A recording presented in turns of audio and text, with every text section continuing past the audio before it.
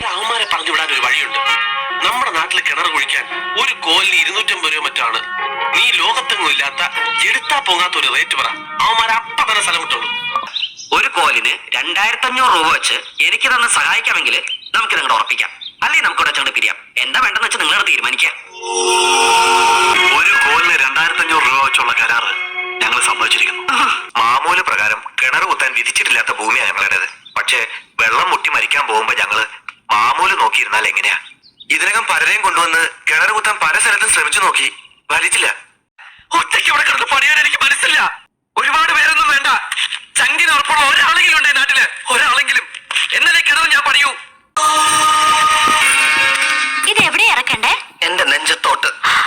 അത് ശരി, അത്രയ്ക്ക് സങ്കടായല്ലേ? അപ്പൊ ആരും വരില്ലെന്നായിരുന്നു ആശ. പറ, എവിടെ ഇറക്കണ്ടേ? പിടിച്ച് താഴ്ത്തിറക്ക്. നിക്ക് നിക്ക് നിക്ക്, കൂലി പറഞ്ഞിട്ട് ഇറക്കാം. കൂലിയോ? ആ, ഒരു ചുമട് ഇഷ്ടിക ഇറക്കാൻ 500 രൂപ, ഒരു കോല് മണ്ണ് മാറ്റാൻ 500 രൂപ. എല്ലാവരും നിർബന്ധിച്ചപ്പോ കിണർ മൂടാൻ കിടന്നാതും പറഞ്ഞു. പാവം കില്ലാടി കിണറിലേക്ക് ഒറ്റച്ചാട്ടം. എത്ര വിളിച്ചിട്ടും കയറുന്നില്ല. ഇപ്പൊ എവിടെ വെള്ളില് കണ്ടെന്ന് പറഞ്ഞ് കിടന്നവരെ എല്ലാവരെയും അവിടുന്ന് മാറ്റുക. ഇന്നലെ രാത്രിയിൽ മുഴുവൻ ഞാൻ കേട്ടു. മണ്ണിനടിയിൽ വെള്ളത്തിന്റെ കുളിർത്ത ശബ്ദം ഞാൻ കേട്ടു. സത്യം, രാത്രി മുഴുവൻ മണ്ണിലെ തലയയച്ച് ഞാനത് കാതു നിറയെ കേൾക്കായിരുന്നു. ആ ശബ്ദം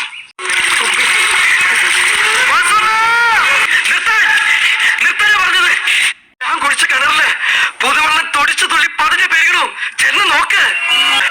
ഞാനിവിടെ കുത്തിയ കിണറ്റിൽ ആദ്യത്തെ കുടം വെള്ളം ആരൊക്കെ എതിർത്താലും ഈ നാടിന്റെ മഹാദേവിക്കുള്ളതാ. അത് കഴിഞ്ഞ് വേറെ ആരും അതിൽ തൊടൂ. സ്വന്തം ജലം കൊണ്ട് സ്വപ്നഭൂമി നനയുമ്പോ നികൃഷ്ടമായ ആചാരങ്ങളും രീതികളും ഒക്കെ അതിലൊലിച്ചു പോകുന്ന ഒളിഞ്ഞും പൊതിഞ്ഞും